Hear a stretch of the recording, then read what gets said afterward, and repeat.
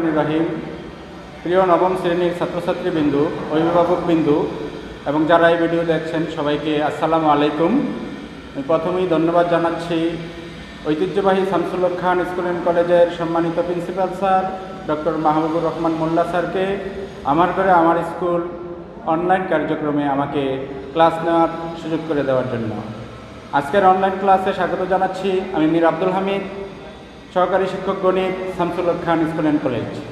প্রিয় শিক্ষার্থীবৃন্দু, আমি গত দুইটা ক্লাসে 13.1 এর আলোচনা সমাধান করেছি। আজকে আমরা অনুশীলনী 13.2 এর অঙ্ক করব। 13.2 এর সূত্রগুলো আমি আগের ক্লাসে লিখে দিয়েছিলাম, আশা করি তোমরা সবাই মুখস্থ করে রেখেছ। সবাই খাতা কলম বই নিয়ে মনোযোগের সহিত ক্লাস করার জন্য সবিনয় অনুরোধ করছি। প্রিয় স্টুডেন্ট, 13.2 এর 6 নম্বর অঙ্কটা আমরা একটু দেখি। 3 + 9 + 27 + দ্বারাটির প্রথম 14টি পদের সমষ্টি নির্ণয় করো। আমরা সমষ্টি নির্ণয়ের দুই ধরনের সূত্র দেখেছি গুণোত্তর দ্বারায়। তাহলে সমষ্টি নির্ণয় করতে হলে সমষ্টি নির্ণয়ের সূত্রগুলো আমাদের জানা থাকতে হবে। তাহলে আমরা প্রথমে 6 নম্বর করার জন্য চেষ্টা করি। দেওয়া আছে প্রদত্ত দ্বারার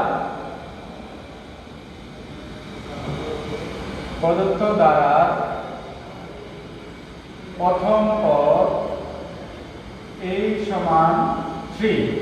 তাহলে আগের মতো যদি বলি যে কোনো ধারার প্রথম পদটা আমাদের অবশ্যই জানা জরুরি, এবং সাধারণ অনুপাতকে আমরা আর দ্বারা প্রকাশ করব। সমান্তর দ্বারাই ছিল দ্বিতীয় পদ বিয়োগ প্রথম পদ, এখন হচ্ছে দ্বিতীয় পদ ভাগ প্রথম পদ। 3 আর এর মান অর্থাৎ প্রতিটা পদের অনুপাত 3। তাহলে আমরা বলতে পারি যে এটি একটি গুণোত্তর দ্বারা, যা কিনা 1 থেকে বড়। আমরা সূত্র শিখেছিলাম 1 থেকে ছোট হলে সমষ্টি সূত্রটা এক ধরনের, 1 থেকে বড় হলে সমষ্টি সূত্রটা এক ধরনের। তো আর এর মানটা যেটা পাইলাম সেটা হচ্ছে 3, যা 1 থেকে বড়। সুতরাং আমরা বলতে পারি এটি একটি গুণোত্তর ধারা।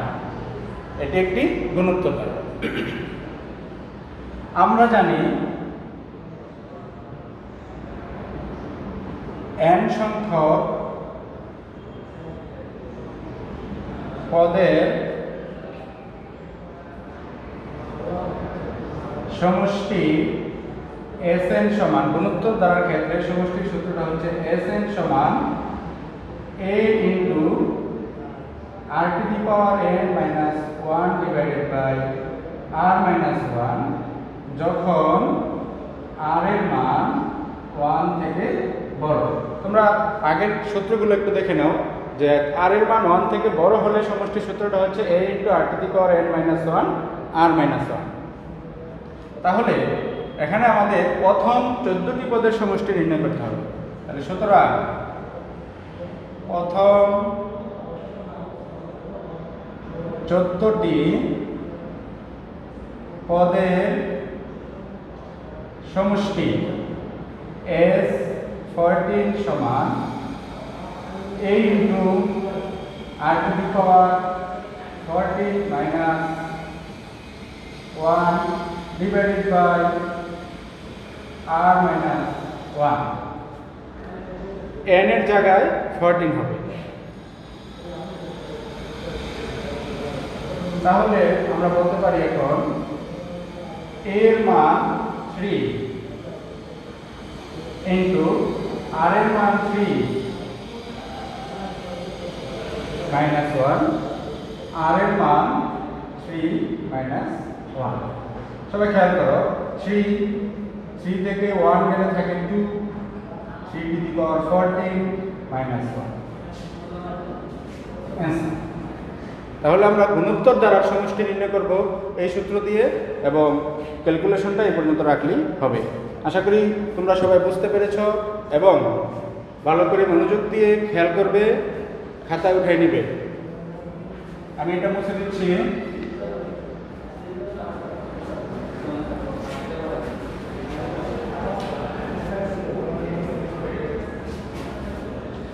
এখন আমরা 7 নম্বর অঙ্কটা সমাধান করব। সবাই একটু কোশ্চেনটা দেখি। 128 প্লাস 164 প্লাস 32 আস্তে আস্তে কমতেছে। ধারাটির কোন পদ 1/2 মানে হাফ, ধারাটির কোন পদ হাফ। এই জাতীয় অঙ্ক আমরা সমান্তর ধারায় করেছিলাম। তাহলে প্রথমে আমরা লিখি প্রদত্ত ধারার প্রথম পদ এই সমান 128 এবং সাধারণ অনুপাত r সমান দ্বিতীয় পদ ভাগ প্রথম পদ। যদি আমরা কাটাকাটি করি তাহলে থাকবে কত? হাফ। এবার r এর মান পাইছি হাফ, তাহলে যা 1 থেকে ছোট, আগে ছিল 1 থেকে বড়, এবার পাইছি 1 থেকে ছোট। যদি এখানে সমষ্টি নির্ণয় করব না, এটা ছোট বড় নির্ণয় করাটা খুব বেশি জরুরি না। মনে করি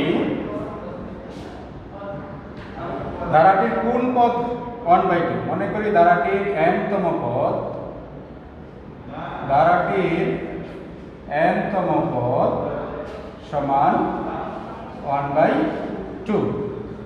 আমরা ধরে নিলাম ধারাটির n-তম পদ 1/2। কিন্তু আমরা জানি কি? আমরা জানি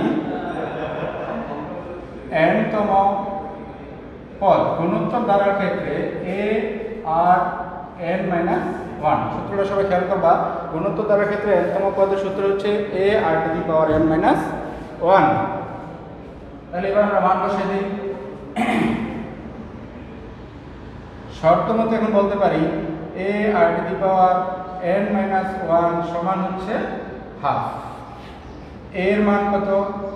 এর মান হচ্ছে 128 ইন্টু আর এর মান কত? হাফ, তার উপরে পাওয়ার আছে n-1 সমান হচ্ছে হাফ।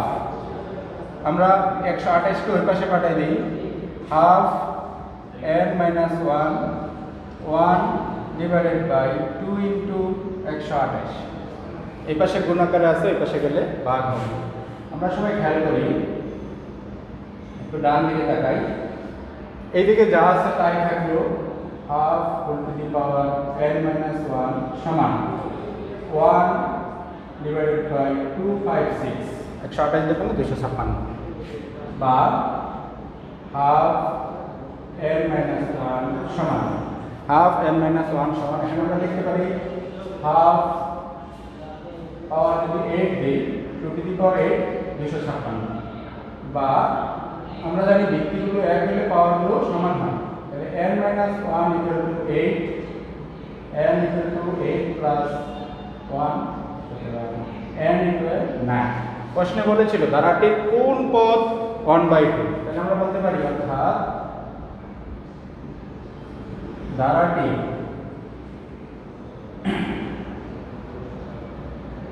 নয়তম পদ হলো 1/2। তাহলে অ্যান্সার আমরা করব 9তম পদ। ধারাটির 9তম পদ হচ্ছে 1/2। আশা করি তোমরা এই সূত্রগুলো যদি পেরে থাকো তাহলে এই অঙ্কটা সহজেই বুঝতে পারবা। প্রিয় স্টুডেন্ট, আমরা আরও দুটি অঙ্ক এখন করব। 8 একটি গুণোত্তর দ্বারা পঞ্চম পদ 2√3/9 এবং দশম পদ 8√2/81 হলে ধারাটির দ্বিতীয় পদ কত? একটা কথা মনে রাখতে হবে, একটি অঙ্ক সমাধান করার জন্য কোশ্চেনটা খুবই ইম্পর্টেন্ট। কোশ্চেনটা একবার দুইবার খুব ভালো করে পড়ে নিতে হবে, তাহলে বুঝতে পারবো আমরা অঙ্কটা কি করতে হবে। তো এই অঙ্কে দেখো আগের মতো কি হইলো, কোনো ধারা দেওয়া নাই, প্রথম পদ দেওয়া নাই, সাধারণ অনুপাত দেওয়া নাই। তাই প্রথমে আমাদের মনে করতে হবে 8 নাম্বার, মনে করি গুণোত্তর ধারার প্রথম পদ সমান a এবং সাধারণ অনুপাত সমান 8। আমরা জানি গুণোত্তর ধারার প্রথম পদকে a দ্বারা প্রকাশ করে, সাধারণ অনুপাতকে 8, তাই এগুলো ধরে নিলাম। যেহেতু আমরা জানি গুণোত্তর দ্বারা n-তম পদ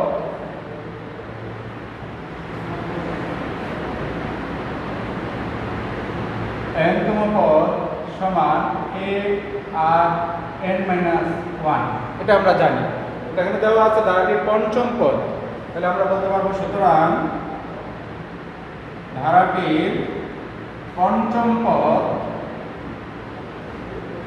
a আর 5-1, তাহলে আমরা যদি একটু ক্যালকুলেশন করে ফেলি a আর টু দি পাওয়ার 4 এবং ধারাটির দশম পদ সমান a আর 10-1 সমান a আর টু দি পাওয়ার 9।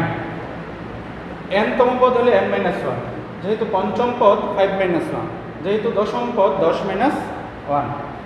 এবার আমরা লিখতে পারি শর্ত মতে a আর টু দি পাওয়ার 4 পঞ্চম পদ, আর প্রশ্নে বলা আছে পঞ্চম পদ 2√3/9, এটা সমীকরণ নাম্বার 1। এবং a আর টু দি পাওয়ার 9 সমান দশম পদ আমরা পেয়েছি এইটা, আর প্রশ্নে বলা আছে এইটা 8√2/81, 2 নং সমীকরণ। এবার আমরা দুইটা সমীকরণ পেলাম, এই দুইটা সমীকরণ থেকে a এবং r এর মান আমাদের বের করতে হবে। একটা কথা বলে রাখা জরুরি, এই 8 নম্বর অঙ্ক পরীক্ষায় অত্যন্ত গুরুত্বপূর্ণ, এটা দিয়ে সৃজনশীল প্রশ্ন হয়। সবাই মনোযোগ হারিয়ে ফেললে হবে না, সবাই একটু মনোযোগের সহিত দেখার জন্য অনুরোধ করতেছি। 1 ও 2 নং সমীকরণ থেকে a এবং r এর মান বের করতে হলে যে কোনো একটাকে আমাদের প্রথমে বাদ দিতে হবে। কি করলে বাদ যায়? ভাগ করলে বাদ যাবে। সেজন্য 2 নংকে 1 নং দ্বারা ভাগ করে দেব। তাহলে একটা দাগ দিয়ে দিই, 2 নং সমীকরণকে 1 নং সমীকরণ দ্বারা ভাগ করে পাই। তাহলে 2 নং সমীকরণ উপরে চলে যাবে a আর টু দি পাওয়ার 9, a আর টু দি পাওয়ার 4, 8√2/81, 2√3/9। আমরা যদি সমীকরণ তৈরি হওয়ার পরে সমাধান করার চেষ্টা করি, a আর a কাটা, আর যদি r এখানে আছে r টু দি পাওয়ার 9, এখানে r টু দি পাওয়ার 4, আমাদের থাকবে r টু দি পাওয়ার 5। এখানে 8√2/81 উল্টাই দিতেছি, উপরে যাবে 9, নিচে আসবে 2√3, r টু দি পাওয়ার 5 সমান, তো কাটাকাটি করি,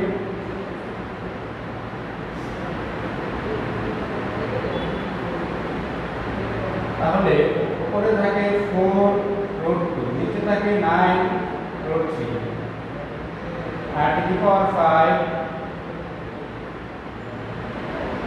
√2/√3, root to the power 5। আমরা এখানে একটু বুঝিয়ে দিচ্ছি পাশে, একটা 4 কে আমরা কি কি লিখতে পারি? √2, √2, √2, √2, 9 কে লিখতে পারি √3 √3 √3 √3। কিভাবে লিখতে পারি? 2 কে রুট করলে স্কয়ার, 2 কে রুট করলে স্কয়ার।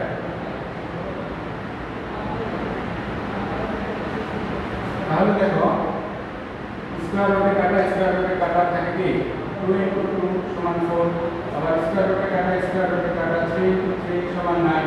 এইভাবে 4 এর জন্য আমাদের এখানে পাওয়ার আছে কত? 5। এই পাশে আমাদের 5 বানাতে হবে পাওয়ার। এই 5 বানানোর জন্য 4 কে লেখা যায় 4টা রুট, 1 2 3 4, আর আগে একটা রুট 2 আছে, এইজন্য রুট 2 এর উপরে পাওয়ার হচ্ছে 5। আর 9 কে লেখা যায় 4টা √3, আগে একটা √3 আছে, মোট 5টা √3। তাহলে √2/√3 পাওয়ার আমরা 5 দিতে পারি। তাহলে দুই পাশের পাওয়ার মিলানোর জন্য আমাদের এই কাজটা করতে হবে। তাহলে দুই পাশ থেকে পাওয়ার বাদ দিলে আমরা পাবো r সমান √2/√3। আমরা r এর মানটা পাইলাম, আমাদের r a এবং r এর মান দুইটাই বের করতে হবে। এজন্য r এর মান পাওয়ার পরে r এর মান a 1 এবং 2 এই দুইটা সমীকরণে যে কোনো একটা সমীকরণে বসাইলে আমরা a এর মান পাবো। এটুকু সবাই উঠায় নাও, আমি এই দিক দিয়ে একটু মুছে দিচ্ছি।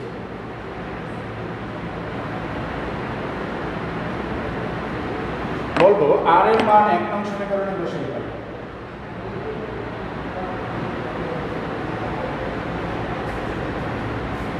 কারণে বসিয়ে পাই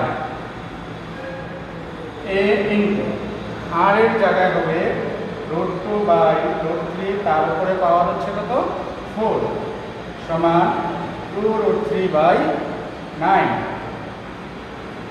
a ইনটু, একটু আগে আমরা শিখেছি যে √2 উপরে যদি 4টা পাওয়ার থাকে, √2 উপরে যদি 1 2 3 4টা পাওয়ার থাকে তাহলে आंसर হচ্ছে 4, তাহলে 4, আর √3 এর উপরে 4 পাওয়ার থাকলে आंसर হচ্ছে 9, 2√3/9 a সমান 2√3/9।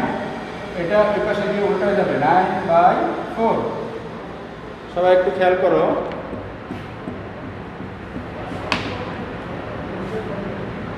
a সমান 9 আর 9 কাটা, উপরে থাকে √3, নিচে থাকে 2। a এবং r এর মান আমরা পেয়ে গেছি। এখন আমাদের অঙ্কে বলেছে ধারাটির তৃতীয় পদ কত। সুতরাং ধারাটির তৃতীয় পদ সূত্র কি, a r 3 - 1। সবাই খেয়াল করো, এর মান আমরা আরেকটু লিখে নিতে পারি 3 - 1 2, এর মান পাইছি কত √3/2 ইনটু r এর মান পাইছি কত √2/√3 তার উপরে স্কয়ার।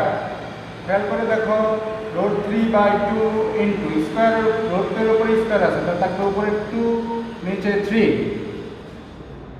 এটা কেটে দিলাম, তাহলে √3/3 থাকে। তাহলে এখানে একটু কাজ করতে হয়, আমি এইদিকে করে দিচ্ছি, সমান √3 আর 3 কে 2 বার √3 লেখা যায়, আমরা জানি সবাই, একটা √3 কাটা, তাহলে উপরে থাকে 1 নিচে √3, এটাকে আমরা অ্যান্সার দিতে পারি। তাহলে এই অঙ্কটা একটু ভালো করে সবাইকে শিখতে হবে, কারণ এটা পরীক্ষার জন্য খুবই গুরুত্বপূর্ণ। যে জায়গাগুলোতে একটু বুঝার আছে সেটা হচ্ছে যে এদিকে আসার পরে 4/9 কে আমি √2/√3 হোল টু দি পাওয়ার 5 লিখেছি, এটা এখানে বুঝিয়ে দিয়েছি যে 4 থাকলে 4টা √2 লিখে পাওয়ার দেওয়া যায়, আর 9 থাকলে 4টা √3 লিখে পাওয়ার দেওয়া যায়। করবো কেন? কারণ হচ্ছে বাম পাশে পাওয়ার 5 আছে আমাদের, এনিহাউ ডান পাশে পাওয়ারটা 5 বানানোর জন্য। আশা করি সবাই অঙ্কটা বুঝতে পারছো। এখন আমরা এর পরের অঙ্কটা, এখন আমরা 10 নম্বর করব। 5 + x + y + 135 গুণোত্তর দ্বারাভুক্ত হলে x ও y এর মান নির্ণয় করো। তাহলে এখানে প্রদত্ত দ্বারা কি প্রথম পদ h সমান 5, সাধারণ অনুপাত বের করতে হলে দ্বিতীয় পদ ভাগ প্রথম পদ। তাহলে এখানে দ্বিতীয় পদের মান আমরা জানি না, সেজন্য আমাদের সাধারণ অনুপাতটা ধরে নিতে হবে। ধরি ধারাটি সাধারণ অনুপাত 8। আমরা জানি ঘনত্ব দ্বারা n-তম পদ সমান a r n-1। তাহলে 1 2 3 4 চতুর্থ পদটা আমরা জানি, এজন্য আমরা চতুর্থ পদ বের করব। সুতরাং ধারাটি চতুর্থ পদ সমান হবে a r 4 - 1 a r cube. তাহলে আমরা ধারাটির চতুর্থ পদ বের করেছি a r হোল কিউব, আর এখানে ধারাটির চতুর্থ পদ দেওয়া আছে 135। তাহলে শর্ত মতে আমরা লিখতে পারি a r কিউব সমান 135। এর মানটা আমরা জানি 5 × r কিউব সমান 135, r কিউব সমান 135 ডিভাইডেড বাই 5, r কিউব সমান 5 × 10, যদি আমরা কাটি 2 3 35, 5 × 7 35 27। r কিউব সমান 3 কিউব। দুই পাশ থেকে যদি আমরা পাওয়ারগুলো যেহেতু মিলে গেছে আমরা বলতে পারি r ইকুয়াল 3। এখন খেয়াল করে দেখো ধারাটির সাধারণ অনুপাত হবে 3, ওইটা আমরা পেয়ে গেছি। তাহলে আমাদের বের করতে হবে দ্বিতীয় পদ এবং তৃতীয় পদ। তাহলে এখন আমরা বলতে পারি সুতরাং ধারাটির দ্বিতীয় পদ সমান 1 সমান a r 2 - 1। ধারাটির দ্বিতীয় পদের মান হচ্ছে x a r 2 - 1। তাহলে a r এর মান হচ্ছে 5, r এর মান হচ্ছে 3, এর কাছে 15। ধারাটির x এর মান আমরা পেয়ে গেলাম। এবার ধারাটির দ্বিতীয় পদ সমান y সমান a r 3 - 1 a r square. এর মান হচ্ছে 5 আর r এর মান হচ্ছে 3 স্কয়ার। 5 × 9 5 × 45। তাহলে x এর মান পেলাম 15, y এর মান পেলাম 45। নির্ণয়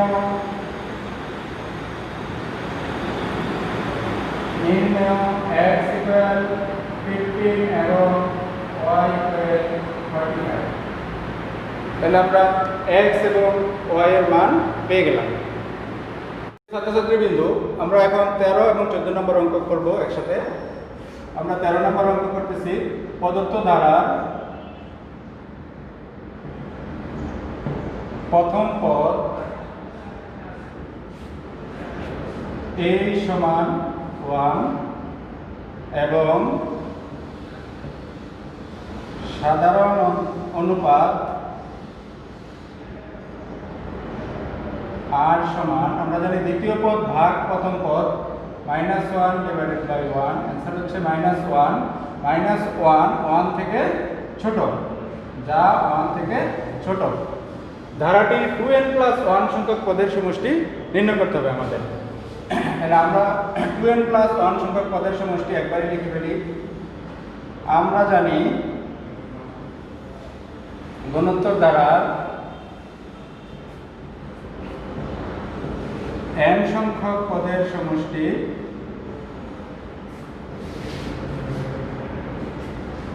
s এর সমান a × 1 - r⁴ / 1 - r লিখে দিতে হবে যখন r এর মান 1 থেকে ছোট। যেহেতু আমরা r এর মান 1 থেকে ছোট পাইছি, এখন আমরা এই সমষ্টি সূত্রটা ব্যবহার করব। সুতরাং ধারাটি 2n + 1 সংখ্যক পদের সমষ্টি, ধারাটি 2n + 1 সংখ্যক পদের সমষ্টি s 2n + 1। এই সূত্রের যে জায়গায় n আছে এখানে হবে 2n + 1 a × 1 - r⁴ 2n + 1 divided by 1 - r। এখন আমরা মান বসিয়ে দেই। এর মান হচ্ছে 1 × 1 মাইনাস r এর মান হচ্ছে -1 তার উপরে পাওয়ার হচ্ছে two to the power n + 1। এটা আমরা গুণ আকারে দেখা যাচ্ছে, এখানে সেকেন্ড ব্র্যাকেট দিয়ে দিই। এখানে 1 মাইনাস r এর মান হচ্ছে -1। এখানে একটা জিনিস বোঝার আছে, আমরা একটু আগে বুঝে নেই। 2n সবসময় জোড় সংখ্যাকে বোঝায়, আর 2n + 1 অথবা 2n - 1 সবসময় বিজোড় সংখ্যাকে বোঝায়। কেন? n এর মান যদি ন্যাচারাল নাম্বার হয়, তোমরা যে কোনো মান বসায় দেখবে যে এটা বিজোড়কে বোঝায়। 2n + 1 সংখ্যক পদের সমষ্টি, অর্থাৎ বিজোড় পদ সংখ্যক সমষ্টির সমষ্টি নির্ণয় করতে হবে। তাহলে এখন মাইনাসের হিসাবটা করার জন্য নিচে 1 মাইনাসের প্লাসের 1, উপরে 1 দিয়ে এটাকে গুণ করলে তো 1ই হবে। 1 মাইনাস, এখানে গুরুত্বপূর্ণ -1 এর উপরে যদি জোড় পাওয়ার থাকে সেটা হয়ে যায় কি প্লাসের 1, আর -1 এর উপর যদি বিজোড় পাওয়ার থাকে তাহলে সেটা থাকে কি -1। আমি সিম্পলি যদি এইভাবে দেখাই, তো এই কারণে মাইনাস ওয়ানের উপরে 2n প্লাস 1 আছে, কিন্তু আমরা তো জানি না এটা জোড় না বিজোড়। যদি আমরা নিশ্চিত জানতাম জোড় তাহলে বসাই দিতাম 1, নিশ্চিত জানতাম বিজোড় তাহলে বসাই দিতাম -1। তো আমরা নিশ্চিতই জানি যে 2n প্লাস 1 অবশ্যই কি বিজোড়। তাহলে একটা বিজোড় সংখ্যার উপরে মাইনাসের উপরে বিজোড় সংখ্যক পাওয়ার থাকলে অ্যান্সার কি হয়? মাইনাসটা থেকে যায়, তাহলে -1। তাহলে পাওয়ারটা এক্ষেত্রে উঠে গেল। তাহলে আমরা সমান দিয়ে লিখতে পারি 1 plus 1 divided by 2, 2 divided by 2, answer হচ্ছে 1। এভাবে আমরা 2n প্লাস 1 সংখ্যক পদের সমষ্টি নির্ণয় করতে পারি। আরেকটা অঙ্ক আছে দেখবা 2n প্লাস 2, 2n প্লাস 2, 1 এর জায়গায় 2, তাহলে জোড় সংখ্যার সাথে জোড় সংখ্যা যোগ করলে কি হয়? সবসময় জোড় হয়, তখন জোড় হিসাবে আমরা অঙ্কটা করতে পারবো। আশা করি তোমরা অঙ্কটা বুঝতে পেরেছো। আমরা পরের অঙ্কটাতে যাচ্ছি। এদিকে মুছে দিলাম, সবাই অঙ্কটা উঠে নাও।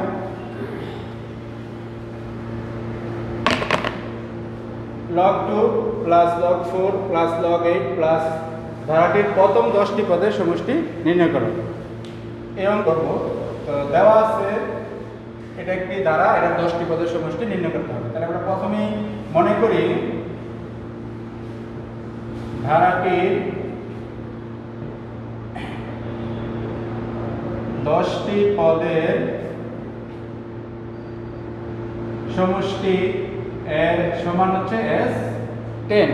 আমরা S10 এর মান বার করব। সুতরাং S10 সমান হবে log 2, log 4, log 8 প্লাস দশম পদ পর্যন্ত, দশম পদ পর্যন্ত।